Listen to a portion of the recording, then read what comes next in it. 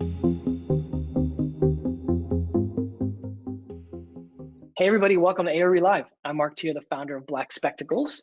And today we're going to give you a taste of what our virtual workshops are like by going over one of the group exercises, which focuses on project planning and design, that particular exam. Virtual workshops are new to us and maybe to you. So let me tell you a little bit about them. First, for every 2 hours every Sunday, I should say for 2 hours every Sunday, we've organized these group sessions and they're led by licensed architects who recently passed the ARE. And then during the sessions, the instructor administers a couple of lessons that target the most difficult topics on the test. And then you basically get to work on the lessons in a small group setting and get feedback from the group. And then at the end, we always leave time for Q&A so you can be sure to get your questions answered. So that's what virtual workshops are. If you don't have virtual workshops in your current Black Spectacles membership, you can upgrade to our new expert subscription, which gives you access to those every Sunday. So that's what they are. And again, we're going to kind of give you a sample of that today here on ARE Live. A quick mention though about Prometric. The testing centers are currently open, but with reduced capacity. So we want to encourage everybody. What that means is that there's of course not the same number of slots as there used to be. So just want to encourage everybody to register for your exam as soon as possible so you can get the seat that you want. So I always like to kind of call that out. For those of you that are new to joining us here at ARE Live, Black Spectacles is the first ever NCARB approved test prep provider for all 6 of the ARE 5.0 divisions. We offer comprehensive test prep for the ARE with video lectures, practice exams, flashcards, and of course, as I mentioned, the virtual workshops. And it's all available online and with memberships available for individual architects or for firms or AI chapters or schools. And on that topic, our firm membership does include these virtual workshops that we're going to sort of pilot today for you. So if you want to attend these group exercises, and as I like to say, have your boss pay for it, fill out the form at blackspectacles.com/pricing/group/firm. Yikes, that's a mouthful. Just go to the firm part on our page. There's a form there, and then you can get more information there. One quick note though, we actually have started offering lunch and learns online where we go over tips to pass the ARE that tell you a little bit about more about the firm membership. And then if you're actually licensed, or if you have someone who joins you who's licensed, they actually can get an AIA approved learning unit. So same form. If you go to that form on the firm page and just put lunch and learn in there, we can help you get that scheduled. Our next session for ARE Live is on September 17th, and it's going to be really good. We're going to hear from a panel of architects who passed the ARE during some stressful times in their lives, because this is a sort of a stressful time. So we thought that it might be helpful to hear from folks who've tackled this under a lot of pressure, like many of you are dealing with right now. And so these folks are going to give you some good insight into how to stay focused, how to carve out time to study, how to overcome exam day jitters, and how they ultimately got it done. So be sure to register for that. If you go to our ARE Live page on our website, you can find the registration details for that. Today we'll be engaging exclusively on our online ARE community. So if you have questions, the idea is you should go to our community. So we're sharing a link, but also for those of you who might not see that link, if you go to community.blackspectacles.com, you'll see that's our community page. And then there's a bunch of boxes on the top there. One of them is ARE Live. It's maybe the 7th box. If you hit ARE Live, that first topic there says project planning and design virtual workshop exercise. If you go right there, myself, I'm over here. A couple of my colleagues are over here ready to answer questions. And everyone who posts in this thread, even if you just post and say hi, you'll be eligible to win a free Black Spectacles t-shirt at the end of the podcast. So stay tuned to see if you win. And then, of course, at the end of today's podcast, we'll have a special discount on Black Spectacles individual memberships to share. So that'll be at the end of the show. So stay tuned for that. Now, our guest today is Liz Schneider. She has been working with Black Spectacles since 2017 when she became a licensed architect. She has worked in the group coaching program and now leads our PPD workshops. She's an associate at Getch Partners here in Chicago, where she works on high-rise office, hotel, and mixed-use projects. And in addition to her project work, she's the founder of Getch Partners Women's Group, which is a group that aims to connect the community of women in her office to the larger community of women in the AEC industry. So we are certainly excited to have you join us here, Liz, on the podcast for the first time. And so with that, I will hand it over to you. Awesome. Thank you so much, Mark. I'm happy to be here. I hope everybody enjoys the exercise that we go through today. So I'll go ahead and get started. So this exercise we pulled from our Establishing Building and Site Layouts workshop that we do for PPD. One of the things that I think makes this topic so difficult is the amount of information that you really have to go through when you're considering a building or a site layout. And so hopefully some of what I'm going to go over today will help you just develop strategies about how to sift through that information and better understand it to be able to answer questions about that information. So I'm going to go through a few slides here with quite a bit of information.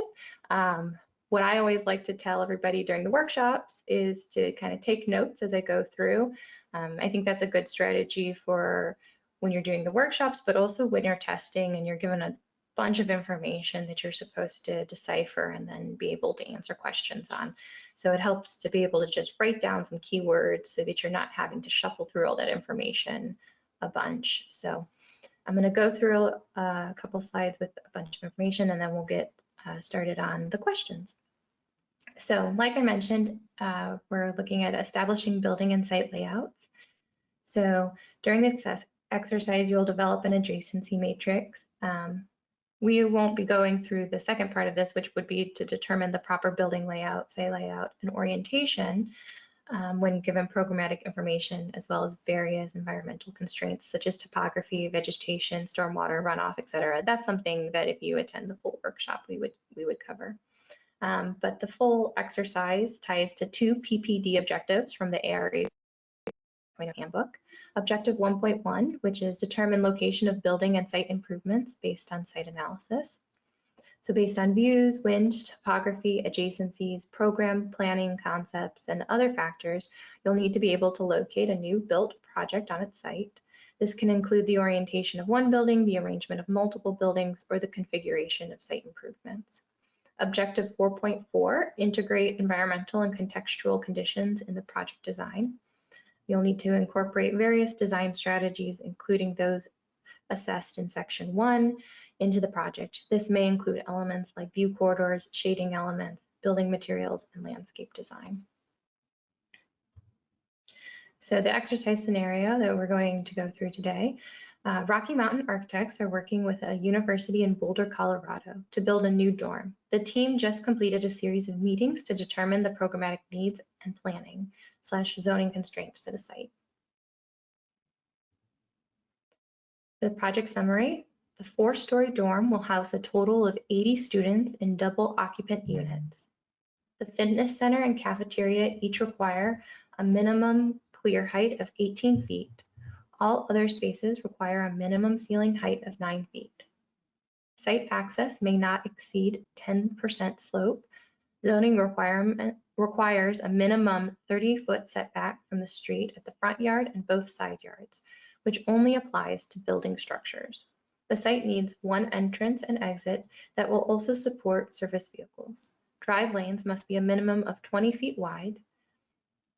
The service vehicles require a minimum inside turn radius of 25 feet and a minimum outside radius for turns of 50 feet. All entrances and exits must be a minimum of 50 feet from all street intersections. There is a 30-foot easement placed on the outer banks of the stream on the west side of the site. The owner has outlined some sustainability objectives to consider, including prioritizing daylighting and cross ventilation when possible, and would prefer all existing trees to remain. The facility will include the following spaces listed on the next slide. So you have 40 total bedrooms across 10 floors. They need to be adjacent to bathrooms and laundry per floor, separated from the common area, and need to have views to the outside. You have one large restroom and shower facility per floor, which needs to be adjacent to the bedrooms and needs to have close proximity to vertical circulation. You have one public unisex restroom, which needs to be adjacent to the common area, needs close proximity to the cafeteria and fitness center. You have one common area, which needs to be adjacent to the office and public restrooms, needs close proximity to garden, separated from the bedrooms, needs a view of the exterior. You have one laundry facility per floor, which needs to be adjacent to the bedrooms. You have one fitness area, which needs to be adjacent to the cafeteria and the garden, and it also needs a view of the exterior. You have one cafeteria, which needs close proximity to the common area, and it needs a view of the exterior. You have one office, which needs to be adjacent to the common area and cafeteria. You have two vertical circulations, which need to be adjacent to the bedrooms and common area. And you have one garden, which needs to be adjacent to the fitness area and close proximity to the common area. So like you can see, there's a lot of information that I just went over, and now we're going to go through a bunch of questions related to that information, and hopefully as we go through, I can help you sift through that information and better understand what key things you're looking for in order to answer these questions. So the first task would be to fill out the adjacency matrix based on the facility's requirements. I'm going to fill this out as we go through the questions. But before I do that, I do want to just note a few things about the matrix itself. So first, if you're looking here, you have this column here, which denotes that whether or not a space needs an exterior view. So that's something that we did go over in the project summary, and we'll have to make sure that we're noting carefully in our matrix. The other thing to know about the matrix is if you're unfamiliar with how they work, you have one space here. So if you're looking at the bedrooms and then the gardens and trying to determine whether or not what their relationship to each other are, you're kind of looking from this row and this row so that you get to this square at the end here. And then you can determine whether they have a primary adjacency, a secondary adjacency, or they need to be separated, or they may have no required relationship at all, and in which case you would leave it blank instead of noting either an X, an S, or a P.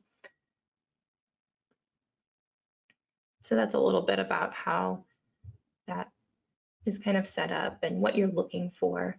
Another couple things to note too on here actually is we have the clear heights listed, which is something we went over in the project summary as well. And then we also have a column for additional considerations here. And that's where you can put things like what we have here, which is the daylighting and passive ventilation. But you could also make other notes to yourself that that you might want to remember as you're trying to lay out your building in the future. So basically, this will take all of the information that was listed in that project summary and kind of condense it down into one drawing, so you're not trying to look all over the place for a bunch of information. So if we get started with the first question, we have, which of the following is not a primary adjacency? And so the key things to kind of pay attention to in this question are obviously not, and then primary adjacency. So, often when you're reading these questions quickly on exams, you might miss a word like not, and that really does change obviously how you answer the question. So that's an important one to pay attention to. And then the second, primary adjacency, is really trying to understand what that means. And so if we actually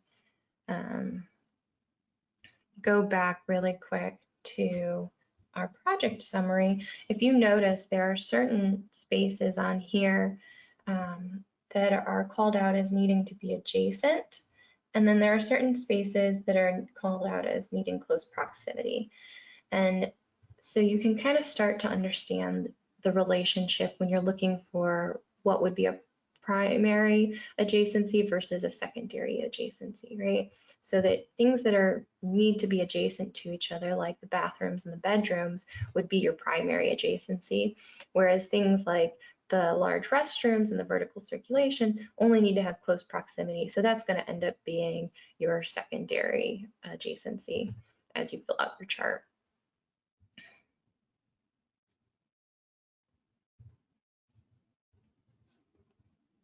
So if we go back then to here, so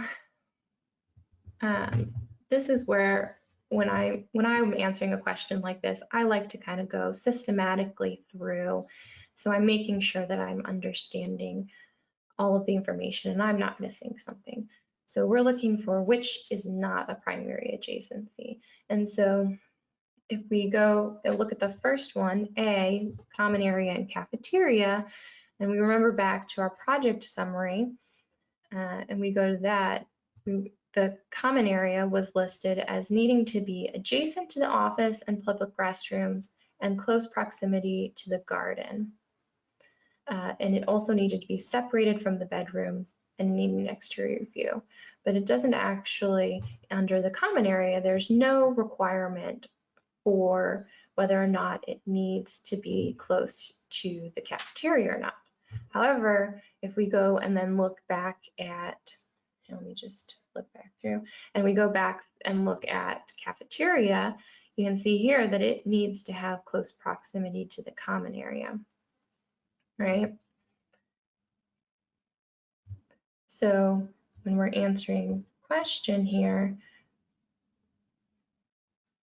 we're asking ourselves whether or not that needs to be a primary adjacency. And so close proximity, we determined was going to be a secondary adjacency. So right away, that kind of signifies that perhaps that's your answer there. If we want to then go through as well, though, and double check the other spaces just to make sure that we're on the right track, and we look at the bedrooms and the laundry room.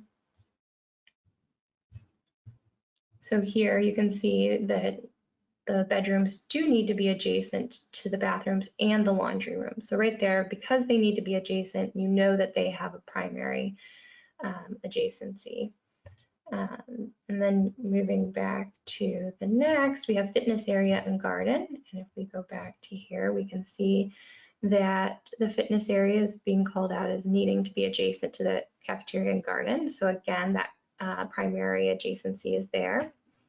And then the last one is the office in the common area. And so again, if we refer back to our project summary here, we can see that it needs to be adjacent, the office needs to be adjacent to the common area and the cafeteria. So not only have we identified then that the common area and cafeteria don't need a primary adjacency, but we've identified that the other three do. So we can be pretty confident in our answer being A.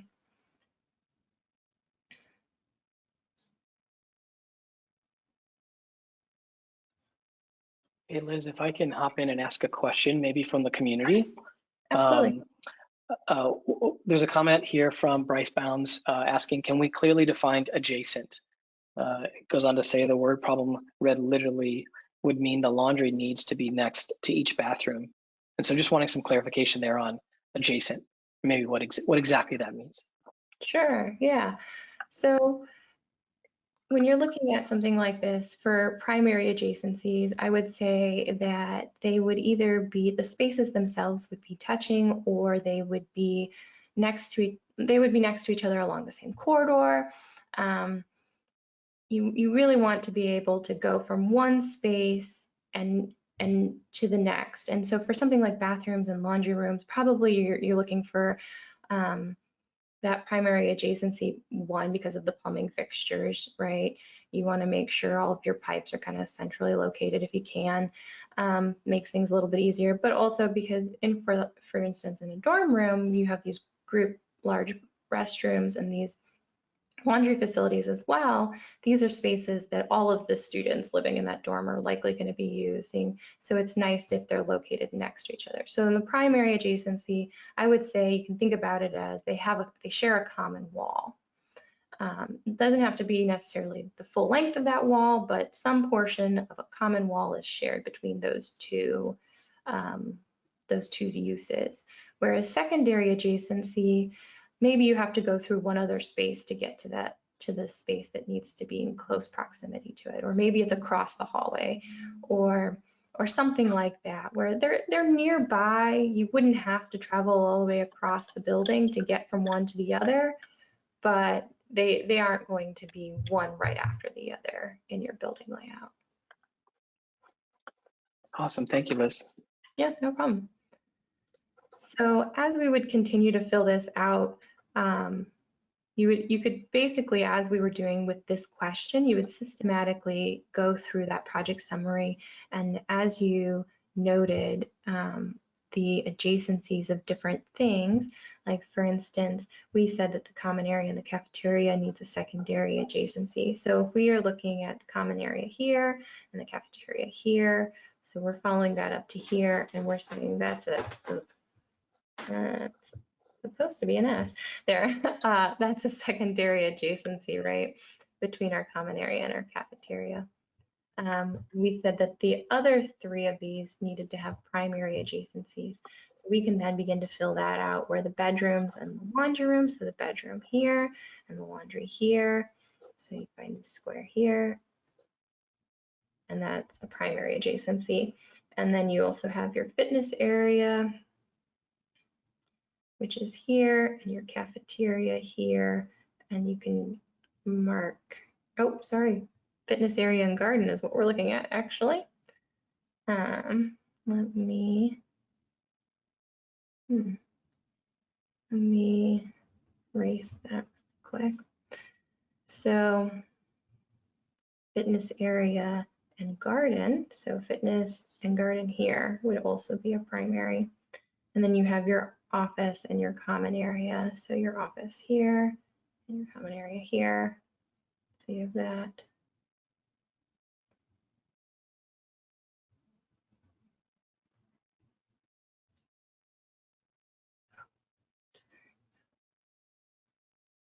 That one.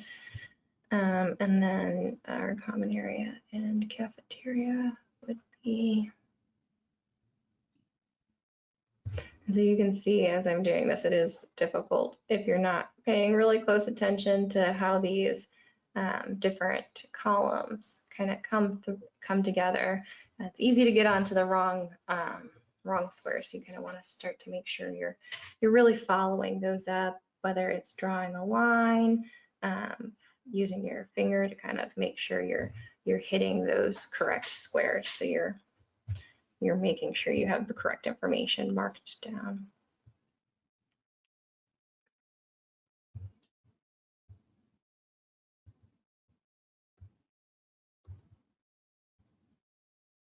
Okay, so moving on to the next question, and you can see here that we've marked now all of the primary adjacencies. And like I said, you would go through systematically through your project summary, and you can start marking those down. So then the next question we have here is, which are required to have exterior views? Select the 4 that apply. So again, if we refer back to our project summary, we can see here it's pretty clearly called out which spaces need to have a view to the exterior. So you have your bedrooms, you have your common area, you have the fitness area, the cafeteria, and I think that's it there. I'm not seeing any others. So you have those 4 spaces that definitely need to have a view to the exterior. So when we go back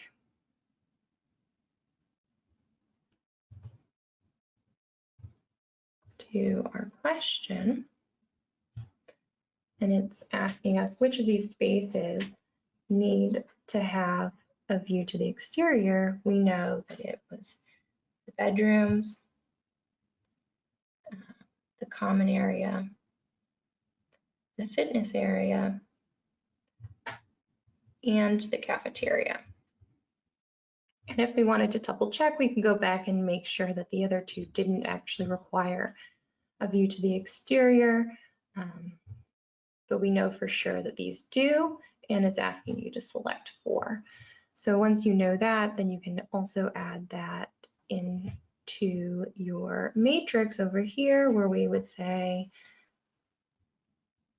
yes, this one requires a view to the exterior.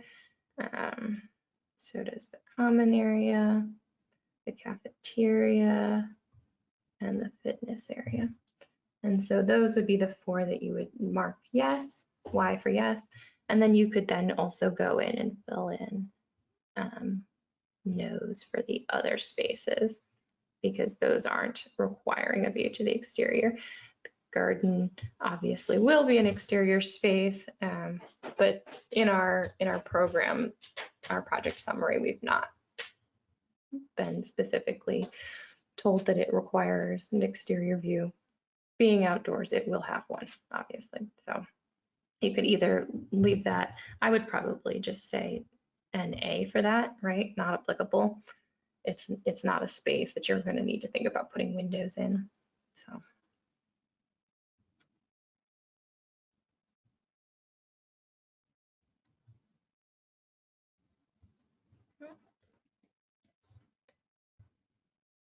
So then when we move to the next question, you can see that those have been filled out, and here we've left a dash because that garden area is really not, for when you're looking at exterior view, you're really looking to understand whether or not those spaces need windows. And so in this case, that's not something that you would need to note. So then for this third question, we have, which of the following is a secondary adjacency? And so we kind of already talked a little bit about this, right, in our first question, where we were looking at what it meant between having a primary or a secondary adjacency. So just like we did in that first question, we would go back to that project summary again and look at each of these spaces individually. So if we're looking at our here, so if we're looking at this again, and our first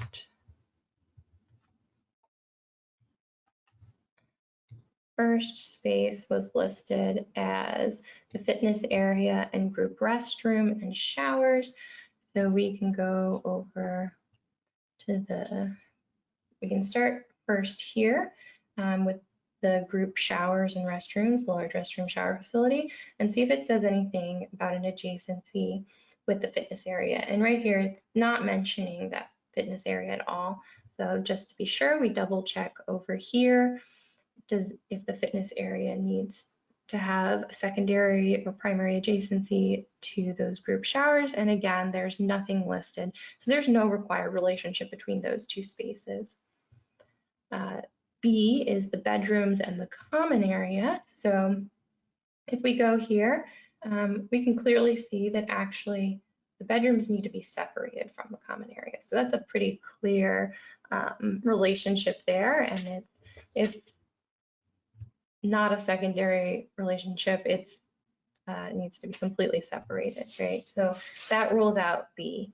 So then we have C, which is vertical circulation and group restrooms and showers. So if we go again back to our large restroom shower facility, we can see here it says that it needs a close proximity to the vertical circulation.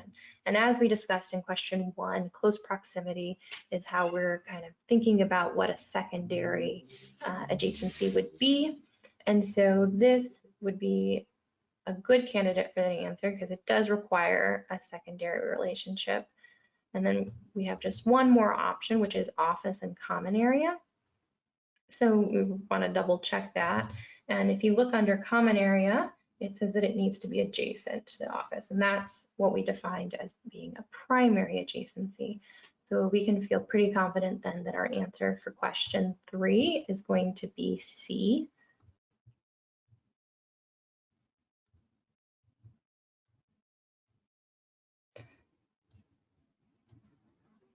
There you go.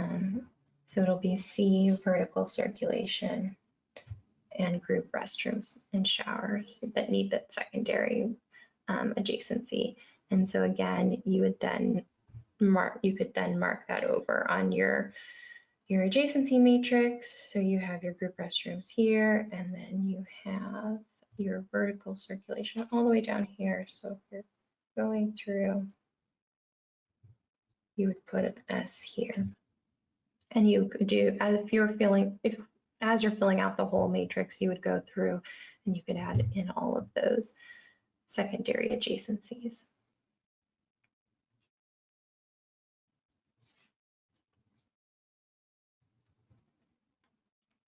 So then moving on to our fourth question, and this one actually doesn't reference information on the adjacency matrix, but it does go back to information that was given in that project summary that we reviewed. So fourth question is, in this scenario, zoning requires a minimum 30-foot setback from the street at the front yard and both side yards, which only applies to building structures. Which code would most likely determine this requirement? And so you've given 4 different choices to pick from. You have your local zoning codes, your ADA, your IBC, and ANSI. So really, when you're answering this question, you kind of need to have a little bit of an understanding of what each of those codes will provide for you. So starting with ANSI, it's really more of a standard to make sure that different products have similar performances and characteristics. Everything's consistent across the board. You have IBC, which I'm sure you guys are mostly familiar with, your International Building Code, which is going to be concerned about controlling the area, the construction type, things that really relate to life and safety, making sure you're building safe buildings. And then you have the ADA, which it refers to the Americans with Disabilities Act, which is your accessibility guidelines to make sure that you're providing an accessible building for everyone. And so then you have your local zoning codes, and this is where things like setbacks are going to primarily be located. They're going to be controlled by that local government, and they're going to determine where they want you to place your building in order to provide consistent street fronts and other things like that. They might, you might have utilities or other things running through your site that need to have setbacks as well. So your local zoning codes are going to help you identify that. And so in this case, our answer is going to be A for local zoning codes.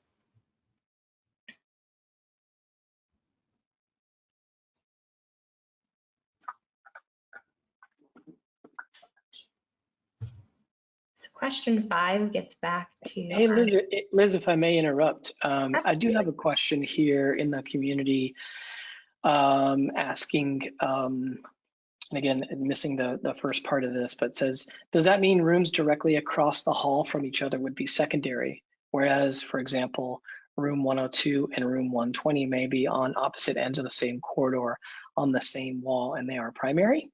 Not sure if that makes sense.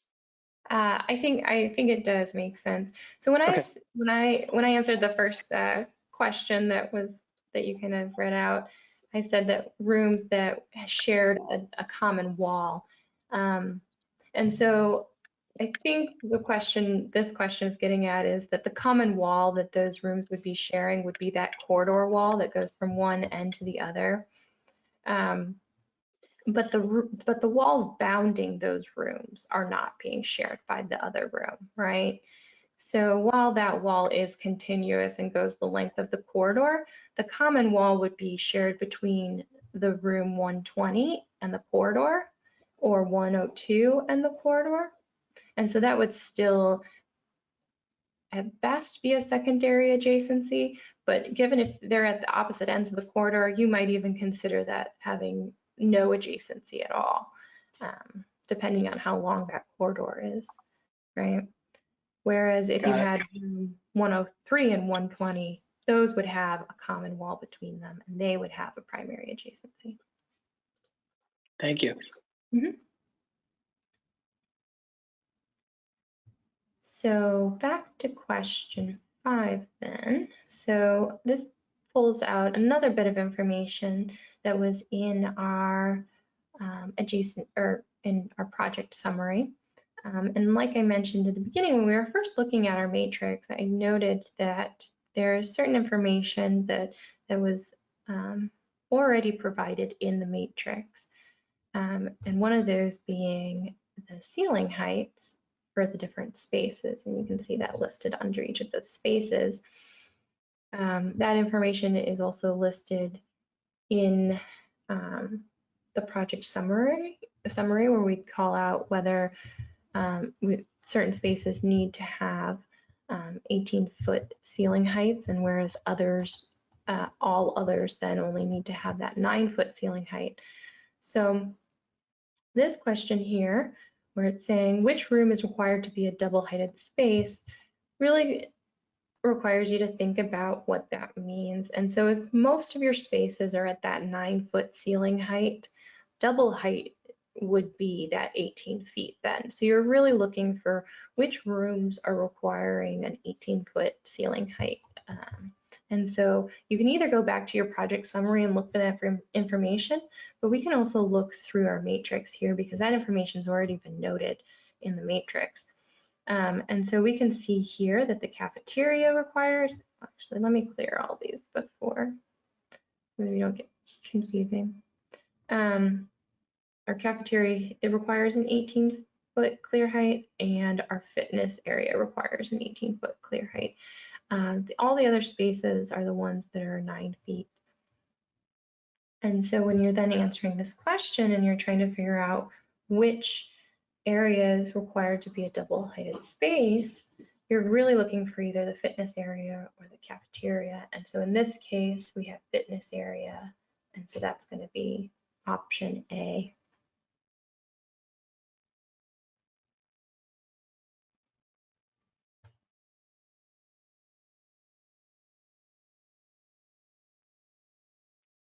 Okay, and then this brings us to our last question here, which is 6. Which spaces are required to be separated? And we also touched on this a little bit in one of our other questions when we were looking at the adjacencies previously. But if we go back to our project summary one last time,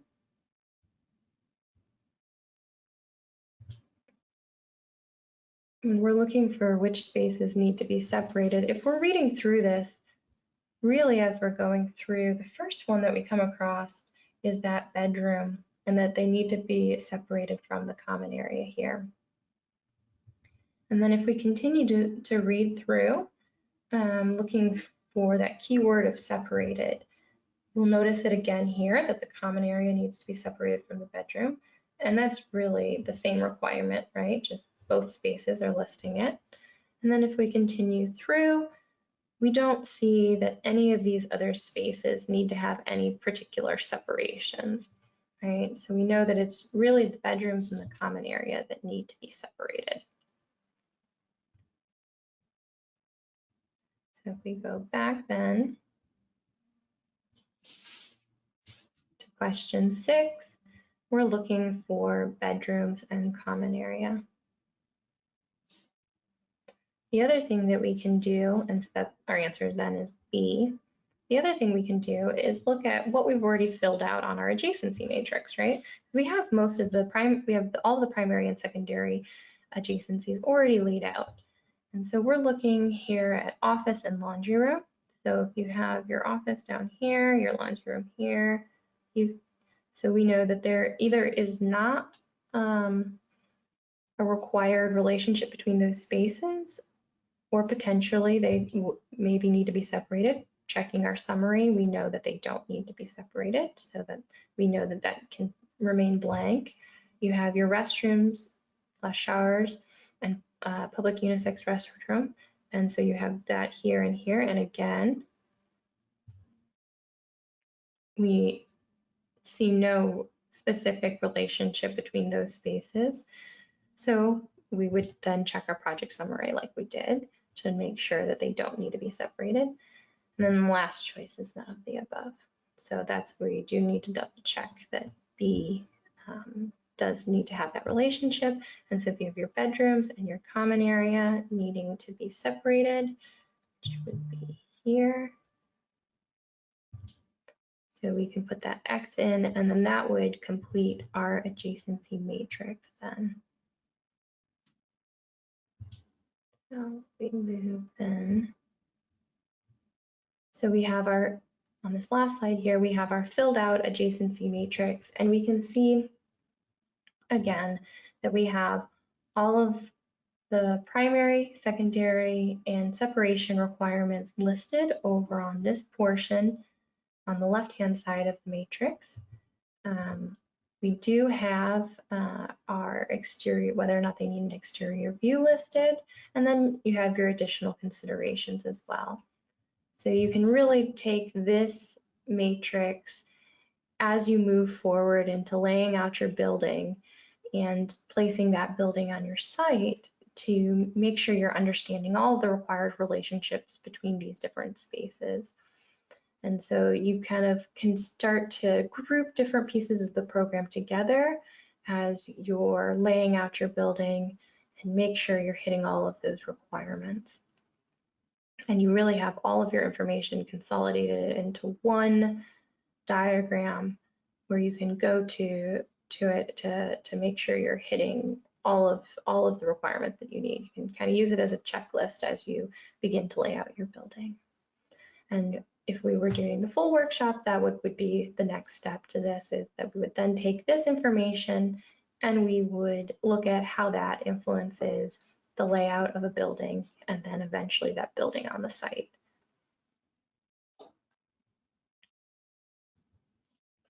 All right. Thank you, Liz. I'm over here on this community, and I think we've gotten through the questions that we had come through, but there is one interesting sort of series of comments, just noting that when you go in the testing center and you sit down for your test, it's just kind of a different experience now that everyone would be wise to try to understand. There's a bunch of different people commenting. Obviously, every testing center is probably similar, but maybe there's some small nuances between each one. One note is that folks are being asked to wear their masks during the entirety of the exam. So if you're someone who has glasses and isn't comfortable sitting through that, maybe if you're going through our practice exams, you might try to do it with your glasses and your mask on. What else? Stuff about they give you paper and they give you a pen, et cetera, et cetera. So, and there's people with there's space in between you and hand sanitizers, and the breaks are a little bit longer. So without getting into all the details, the thought here is just make sure you really kind of dig in and think through, how the experience might be different than you're used to, and just plan ahead. Just make sure that's one of the great things about our practice exams, or honestly anyone's practice exams, is if you get to, if you have time to practice, then you can try to simulate that experience that you might run into. Liz, have you heard anything from any of the folks who through the virtual workshops, when you're leading those sessions, have there been any kind of comments that people have been sharing about what the experience is like? I haven't actually heard from anybody who recently sat for an exam specifically. In my experience, it's already kind of a daunting thing to show up at these testing centers and sit for these Honestly. exams, and so I'm sure this only amplifies that. So knowing as much as you can what to expect, I think is how you want to go about it, and definitely checking out that conversation thread on the community would be a good place to go. Or even if you have questions about what to expect, I think posting something there would be good, because we have a lot of people who've been testing who'll be able to give some insight on that. I think, typically one of the things that the people that I talk to struggle with most is the timing of things. Yeah. And because it's a lot of questions and you kind of do have to move through them fairly quickly. So Yeah. I think that having that comfortability and having gone through a bunch of practice exams gives you the best leg up and like kind of getting to a place where you feel confident that you can answer the questions in the time that you're given. And then just, overall reducing all the other stresses about the testing center will allow you to focus and answer those questions efficiently, I guess. So. Yeah, I think it's a great thought. And I'm seeing both on the community and otherwise, I'm seeing an interesting little trick, I guess, a little tactic here about the glasses, the problem with the problem with foggy glasses and a way to prevent it if you have to wear a mask. Someone here is suggesting that getting one of those masks with the metal piece that can bend around the top of your nose has the potential to help reduce that problem. So just a thought there. Yeah, that's a good. Well, hey, yeah, Liz, I appreciate. I really, want to thank you and appreciate everything that you put into this, and thanks everybody for tuning in. I do want to mention, during one of our standard virtual workshops, this would sort of be the part where we do a Q&A, where any of the folks in the session could ask Liz, whatever questions they have about the topics covered in the exercise, which is really nice because it sort of turns the group session almost into a one-on-one tutoring kind of experience. So everyone kind of gets the chance to have their questions answered and has Liz's undivided attention. So it's really helpful, I think, for a lot of folks. We've been getting a lot of really positive reviews to everyone who's been engaging in the virtual workshops. So again, thank you, Liz. As I've mentioned, in our next ARE Live podcast on September 17th, we're featuring a panel of architects who passed the ARE during some stressful times. So they'll share their stories and tips on how to get through studying, scheduling, and mastering the tests when life seems disruptive, which, as we all know, certainly is a time like this. So it'll be really useful for folks working toward licensure now, or even when other life events kind of show up and try to derail your progress. So I think it just will generally be really helpful. Just posted a link to register for that webinar in the chat box in the GoToWebinar control panel, or you can just go to blackspectacles.com/podcast to sign up. To learn more about all of our ARE exam prep offerings, of course, you can go to blackspectacles.com where you can try out some of the course videos. And today's lucky winner of a Black Spectacles t-shirt is Bryce B. And Bryce, we will reach out to you via email to get your size and shipping information. So thank you and congratulations. Thanks to everybody who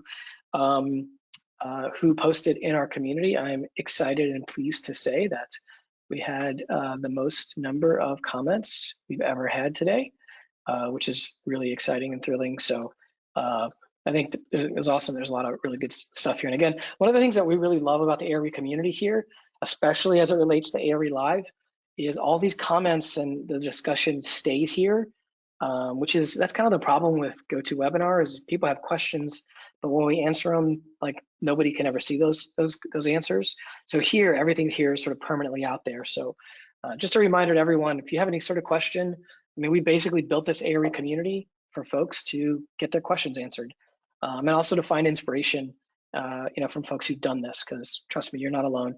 There's a lot of people who are wrestling through this thing. So just want to kind of give a shout out to the folks on our team who are working on this community, because so far it's working out great. I mentioned that we were going to have a discount, so let me get to that here. Let's see here where I lost my spot. I guess if you're ready to start studying for the ARE right now and want to access to the weekly virtual workshops that we just previewed, you can choose the expert membership when you check out. And then for a discount, you can use the following code, which is PPD 081320YT to get a 15% discount for the entire duration of your Black Spectacles ARE Prep membership. And then lastly, tomorrow we'll email you a follow-up about today's live broadcast. So please let us know what you think and share any suggestions that you may have. We will read everything that you write and use them to tune our next episodes. So thanks for tuning in.